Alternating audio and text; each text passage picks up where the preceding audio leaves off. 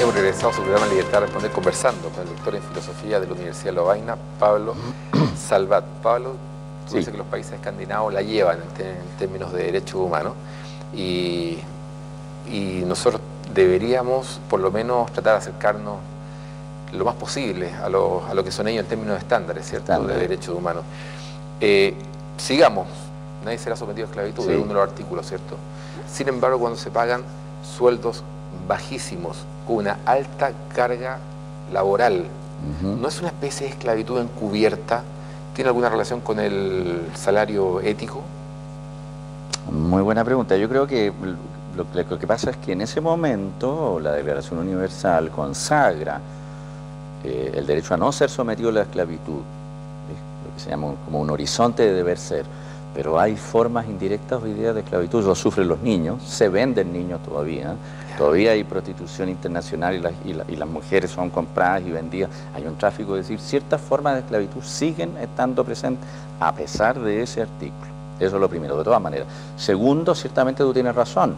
Si yo recibo un salario tan miserable, pero que me es fundamental para mis condiciones de vida y la de mi familia, y no tengo ninguna alternativa, ciertamente es una forma de esclavitud en la cual yo no tengo autonomía ni libertad para decidir lo que quiero hacer o lo que puedo hacer, porque en el fondo tengo que llevar el alimento o los elementos fundamentales para mí y para mi familia. Y eso nos podría llevar al tercer ingrediente, que no está directamente conectado, que es el famoso así llamado salario ético, o como le llamamos los que participamos de una red que trabaja sobre ese tema, con asiento en varios países europeos y algunos de América Latina, México, Brasil y Argentina sobre todo, que hablan del ingreso básico ciudadano garantizado. Y que es una tesis muy interesante que dicen que todo ser humano, por el hecho de ser un ser humano, de que nace hasta que muere, amerita un ingreso básico ciudadano garantizado. Trabaje o no trabaje, sea cesante, esté contratado, que le impida caer bajo un mínimo en el cual él se va a transformar en el fondo en esclavo de otros, bajo cualquier circunstancia, como sucede. Por supuesto, eso, ¿dónde existe? Casi en ninguna parte. En algunos países de Europa. Pero claro, pero tal cual no es, porque es muy, esto que te menciono es muy exigente, o sea, va desde que tú naces hasta que mueres, y bajo cualquier condición personal en cuanto a la relación al mercado de trabajo. Entonces, con un costo para el fisco, pero enorme. Exacto, pero está calculado, mis amigos catalanes lo tienen calculado, los econometristas, y ellos para Cataluña, no traje la cifra, si hubiera sabido que íbamos a conversar de esto, pero ellos tienen todo un programa, un proyecto lo han presentado al Parlamento catalán, y está perfectamente balanceado. Obviamente, entre otras cosas, significa una imposición fiscal, ¿me entiendes? Más alto, más fuerte.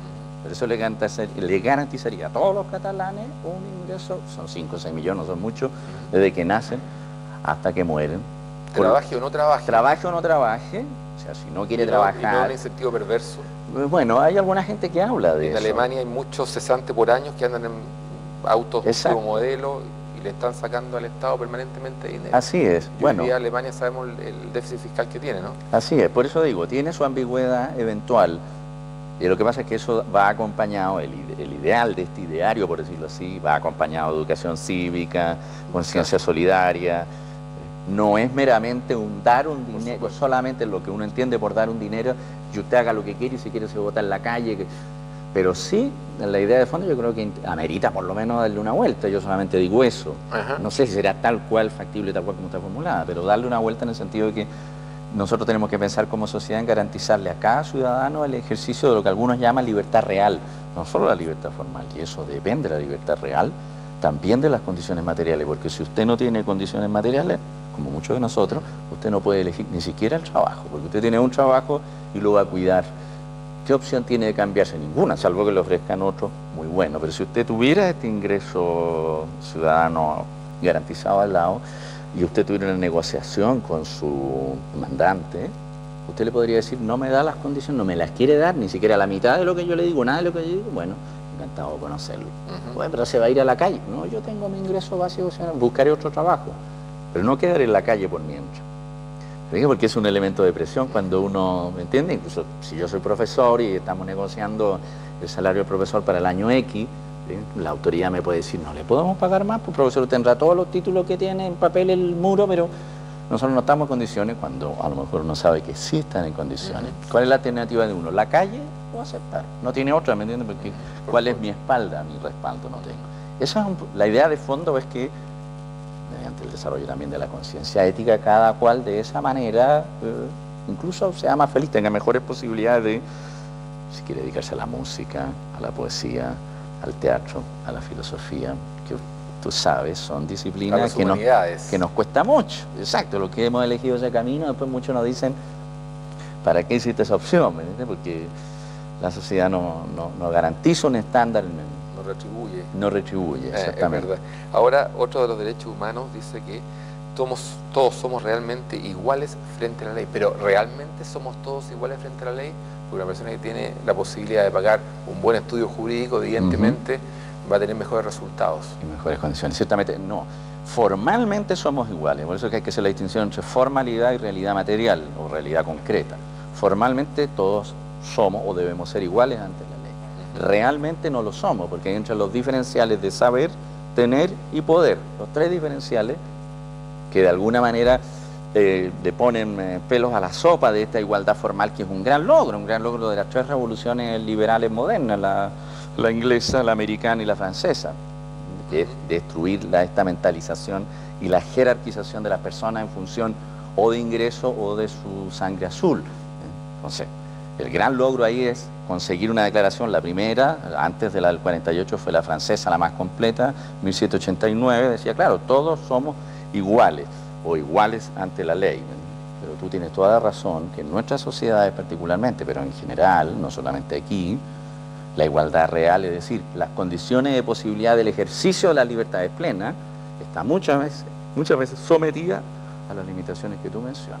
Eso de todas maneras. Otro de los derechos humanos es la igualdad, pero sabemos que en Chile existe una desigualdad brutal y una inequidad también brutal, una concentración de la riqueza, no solamente de los activos, sino que además de los ingresos. Así es. Entonces, ¿se está irrespetando los derechos humanos en esa área? Así es, y volveríamos al punto 1 y yo me contradeciría un poco, pero no importa, porque hay esa visión de la formalidad cívico-política, y en la formalidad cívico-política estamos, no digo excelente, pero bastante bien. Con respecto a la desigualdad, tú tienes toda la razón, lo hablábamos recién, nosotros estamos, según el Banco Mundial, en el lugar 11, del 1 al 100, más o menos, o 1 al 110, dentro de los países más desiguales del mundo. Y segundo en Latinoamérica, después de Brasil. Exactamente, y la paradoja es que después de todos los crecimientos entre el 87 y el 2010 en que estamos, es decir, del guarismo, el PIB y de lo exitoso que es, lo que no se ha movido es el coeficiente de Gini, que ha estado entre 0,54 y 0,57 y no ha podido bajar. Lo segundo, respecto a la desigualdad, muy rápido, pero a propósito de lo que tú mencionas, los medios de comunicación, por ejemplo, los medios de prensa, la concentración. Ahí no hay la posibilidad del ejercicio de derecho en igualdad de condiciones. Entonces se concentra el poder comunicativo en unas manos y el resto de los ciudadanos no tenemos posibilidad de incidir, porque tú sabes que formar un diario, que es una empresa apasionante, bueno, sale muy caro y es muy difícil. Por supuesto. Pablo, el derecho a la salud, el derecho a la educación y todos los derechos que hemos estado desarrollando en este programa, ¿quién los debe proteger? ¿El Estado o el mercado? Muy buena pregunta. Según la Declaración Universal de Derechos Humanos y según lo que filosofía política más o menos se reconoce en general, incluso en el liberalismo igualitario y democrático, es el Estado el actor principal. ¿Y por qué lo es? Porque se supone que el Estado es el mediador del interés público, del interés general. Y que en cambio el mercado lo que hace es regular los intereses individuales que entran ahí en función de la oferta y la demanda a jugar sus cartas, digamos, sus bazas. Entonces el mercado, que además no es una persona, que yo sepa todavía, aunque se lo trata como si fuera una persona, porque dice amaneció agripado, el mercado amaneció de mal humor, las acciones fueron para su casa, hay una suerte de cosificación del famoso mercado. El mercado es un mecanismo de coordinación de la acción en el caso específico para bienes y servicios, pero no está en condiciones, porque no es esa su tarea, entre otras cosas, no puede. ¿Puede ayudar? Sí. Es lo más que si tú me hubieras dicho, el Estado es uno de los actores fundamentales en la responsabilidad del cumplimiento de los derechos sociales, y si me hubieras agregado, y las empresas privadas también. Es que esa pregunta viene, ¿y cuál es el compromiso social que tienen las empresas privadas? Fundamental. Ahora, si tú me dices, voy a reemplazar el Estado por las empresas privadas, no, porque el objetivo fundamental de las empresas privadas no es representar el interés colectivo ni el interés público. Es otro, claro, es otro. Ahora si tú me dices, pero ¿y si el Estado es incapaz de eso? Ahí entramos en otro terreno. Incapacidad, debilidad, o cuando está corroído internamente por una corrupción muy grande, que no es el caso de Chile ciertamente, o cuando está cooptado por poderes externos. Por supuesto hay condicionantes que posibilitan tener un mejor Estado o un peor Estado. Ya, pero el mercado atenta contra los derechos humanos en el fondo, ¿no? El mercado sí, químicamente puro. Sí, en el sentido de, que como no tiene esa misión, entre otras cosas, por delante, funciona con una suerte de, ¿cómo llamaríamos?, de darwinismo social detrás. O sea, triunfan los mejores y los más fuertes, o los que tienen más influencia, y los demás quedan en el camino. Ahora, claro, si uno está de acuerdo con el darwinismo en que cada uno se rasca con sus uñas y gana el más fuerte o el más mejor, como se dice, no tiene problema, ¿me entiendes? Si uno no está de acuerdo con esa hipótesis, por eso que el mercado fue regulado entre el año 45, lo que se llaman los 30 años dorados del crecimiento, sobre todo de Europa, 45-75, ante la crisis del petróleo. Entre otras cosas, lo que hubo, que después se desarmó, fue un desarrollo paralelo entre el desarrollo económico y desarrollo social. Pero fue muy interesante eso, paralelo, complementario y paralelo bajo la guía fundamental de un Estado nacional y social, como le llaman algunos. Queda muy poco tiempo. Sí. Sabemos nosotros que y tú lo has dicho en reiteradas ocasiones, que la solidaridad en Chile se da bajo la lógica individual del mercado. Sí. Seguimos hablando del mercado. Por favor. Ciertamente, cuando el modelo económico nuestro, que es de economía de mercado desregulada y capitalista, no alienta, de manera directa al menos, y a veces tampoco de manera indirecta, una suerte de ni una economía solidaria ni una sociedad solidaria. Por eso digo que valores o virtudes como la caridad, la solidaridad, la justicia o la donación de sí, ¿me entiendes?, están mediatizadas por una lógica general que no es precisamente la de esos valores y virtudes, sino que es la del intercambio de bienes, la de doutes, pasando y pasando.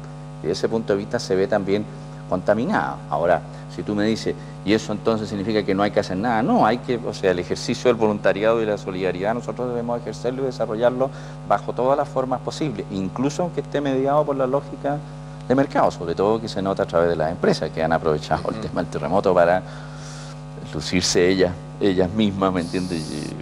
La radio, la televisión. Un beneficio también. Y claro, que son solidarias, pero al mismo tiempo en la medida en que ellas ganan. Por supuesto. Pablo, te quiero agradecer tu presencia en el programa Libertad de Responder, y además quiero hacer una invitación.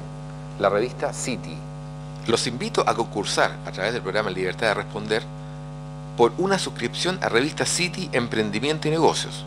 Podrás recibir 11 publicaciones anuales que te permitirán alcanzar el sueño de ser un empresario exitoso. Re interesante esta revista, revista City IAN. Te llevará al mundo de la actualidad, emprendimiento, liderazgo, negocios e innovación, contándote de manera vivencial las experiencias de emprendedores y líderes nacionales para que sirvan de ejemplo y de inspiración también. Pablo, te quiero agradecer tu presencia en el programa Libertad de Responder, y a ver si más adelante seguimos hablando de otros temas que se nos quedaron en el tintero, ¿te parece? Encantado, muchas gracias. De usted nos despedimos. Gracias a ti. De usted nos despedimos hasta la próxima semana. Muchas gracias.